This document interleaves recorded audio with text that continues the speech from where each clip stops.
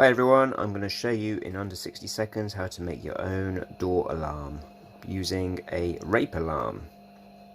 So first thing you need is a tube from an old kitchen foil, some string, I used a shoelace, and your rape alarm. Next, get a screwdriver and make a hole in the test tube.